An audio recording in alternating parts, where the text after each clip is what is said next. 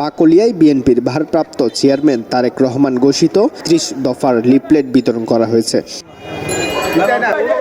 শনিবার ২৮ ডিসেম্বর নগরীর ১৯ নং ওয়ার্ডের মিয়া খান মসজিদ এলাকায় বাকলিয়া থানা যুবদলের সাবেক আহ্বায়ক ও সাবেক কাউন্সিলর ইয়াকুব খান বাবু, দক্ষিণ বাকলিয়া ওয়ার্ড বিএনপির সাবেক যুগ্ম সম্পাদক মোহাম্মদ জাহেদ হুসাইনের নেতৃত্বে লিফলেট বিতরণ করা হয়। বিগত ফ্যাসিস্ট সরকার ধ্বংস করেছে, এই ধ্বংসকে মেরামতের জন্য যাতে নতুন করে কোনো কর্তৃত্ববাদী সরকার প্রতিষ্ঠিত হতে না পারে এবং মানুষের মৌলিক অধিকার, ভোটের অধিকার এবং বলার অধিকার যাতে কেউ কেড়ে নিতে না পারে, এই ৩১ দফা দিয়েছে।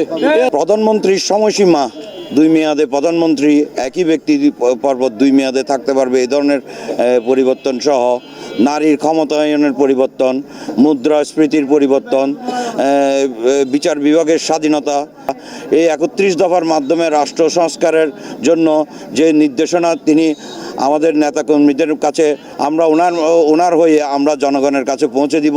গণতন্ত্রকে ফিরিয়ে আনা এবং গণতন্ত্র পুনরুদ্ধার করে গণতন্ত্র প্রক্রিয়া আমাদের দেশকে স্বনির্ভর এবং স্বনির্ভরশীল করার জন্য আমাদের দল এবং বেগম খালেদা জিয়ার নেতৃত্বে আমরা ঐক্যবদ্ধ।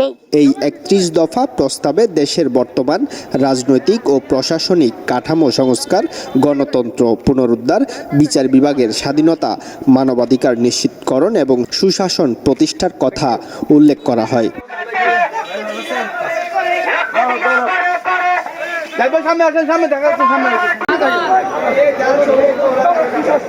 লিফলেট বিতরণে উপস্থিত ছিলেন বাকলিয়া থানা শ্রমিক দলের সভাপতি আবু বকর সিদ্দিকী, সাধারণ সম্পাদক আব্দুল বারেক।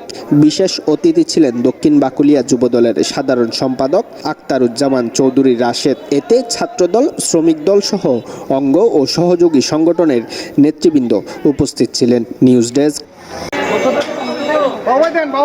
দৈনিক আজাদী।